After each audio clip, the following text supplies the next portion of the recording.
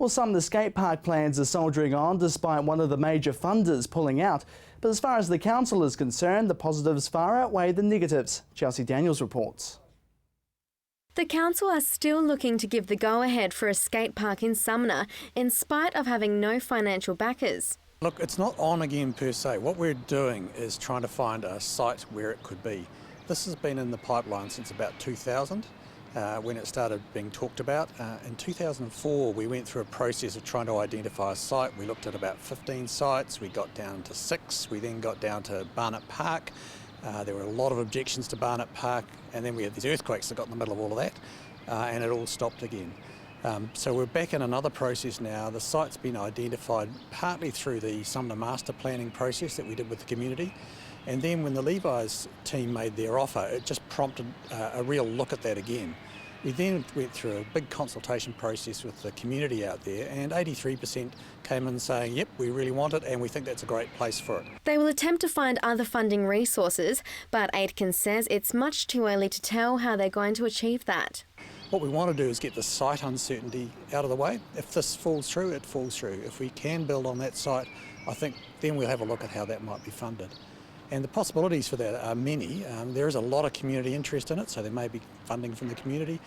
Council or the community board may want to put some money in, and there may be other people who would like to contribute to getting this off the ground. American clothing brand Levi's withdrew its $180,000 funding for the project last month after consent process for the skate park was stalled. Look, it was a shame. They certainly came in with the very best of intentions. They wanted to make a difference. They wanted to put something new into the area, and they're particularly keen on going out to Sumner. And we'd identified this as a gap from our skateboarding policy. We have one, believe it or not, and also previous work we'd done with the master plan. So it was a coming together of a lot of good things, and clearly the younger group is their target audience as well. But they're constrained by their own systems, and they've been fantastic to deal with all the way through this. But in the end, despite being very flexible, the timeframes just didn't work for them. And when it comes to the benefits the park will bring to the Sumner community, he says the positives outweigh the negatives. Clearly there's an identified need for this in terms of recreation activity for younger people, and particularly in that area, and that's been identified for a long time.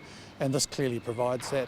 It's in a good location, and it in terms of safety and usability, and it fits with the broader master planning for Sumner. So a lot of positives, but clearly for those people who live next to it, they've got some concerns, which I'm sure they're happy to talk to you about in terms of noise and where it is and things like that.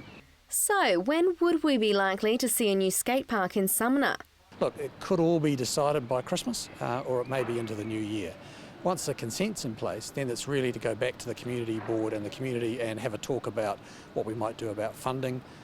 That might happen through next year's annual plan at council, if council wanted to put some money in, or it may be that the community want to get behind it themselves. Public submissions concerning the skate park can be lodged through the council's Have a Say website, with submissions ending October 7th. And Aitken is pretty positive that the plans will go ahead. And if there's a community will to make things happen, nothing can be stopped. Chelsea Daniels, CTV News.